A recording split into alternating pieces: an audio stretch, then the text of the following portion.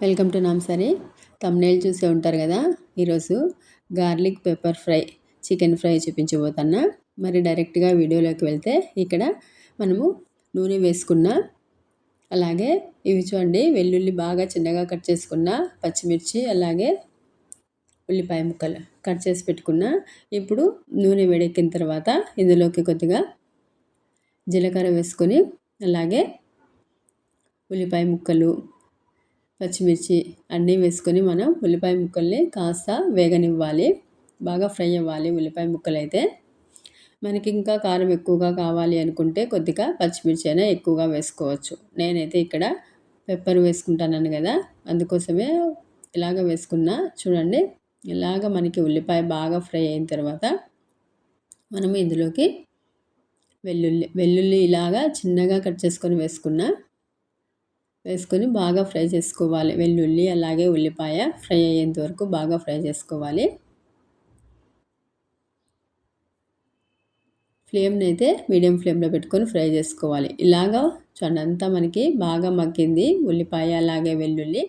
ఇప్పుడు మనము ఇందులోకి చికెన్ ముక్కల్ని వేసుకోవడమే. చికెన్ని బాగా ఒక 2 సార్లు మనం ఉప్పు వేసుకొని వేడి నీళ్ళతో కొద్దిగా, అంటే గోరువెచ్చని నీళ్ళతో మనం చికెన్ని బాగా కడుక్కున్నామంటే, కడిగి ఇలాగ వేసుకుంటే సరిపోతుంది. అలాగే ఇందులోకి పసుపు వేసుకొని కొద్దిగా కరివేపాకు వేయడం మూలంగా మనకి ఫ్లేవర్ అనేటటువంటిది చాలా బాగా ఉంటుంది.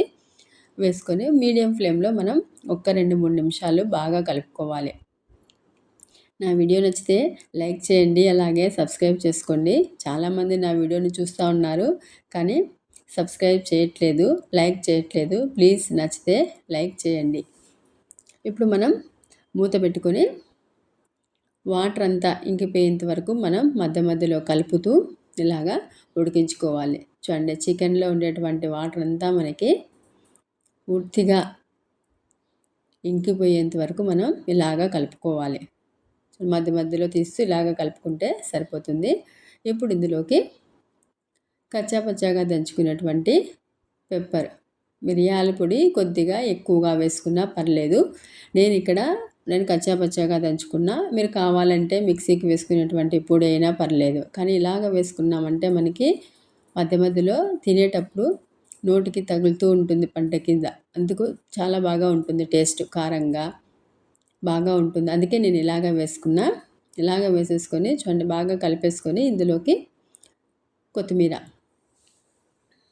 కొత్తిమీర కానీ కరివేపాకు కానీ కొద్దిగా ఎక్కువగా వేసుకున్నా కూడా మనకి చికెన్ అనేటువంటిది ఫ్లేవర్ బాగా ఉంటుంది. టేస్ట్ కూడా ఇంకా ఎన్హాన్స్ అవుతుంది ఇలాగ వేసుకున్నామంటే.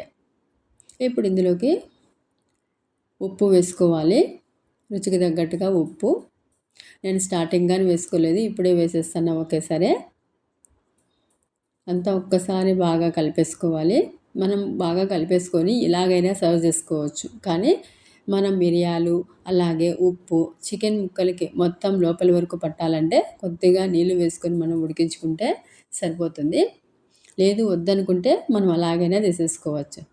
చూడండి, నేనైతే కొద్దిగా నీళ్ళు వేసుకొని అంతా ఒక్కసారి బాగా కలిపేసుకుంటే మనము ఇప్పుడు ఆ వాటర్ ఇంకిపోయేంత వరకు మనం ఉడికించుకుంటే చాలు. మొత్తం మనకి చికెన్ ముక్కలకంతా మిరియాలు అలాగే ఉప్పు అంతా బాగా పట్టేస్తుంది. ఒక్క 2 నిమిషాలు మూత పెట్టేసి చూడండి, ఇప్పుడు చూపిస్తాను. రెడీ అయిపోయింది. వేడిగా పెప్పర్ గార్లిక్ ఫ్రై రెడీ అయిపోయింది.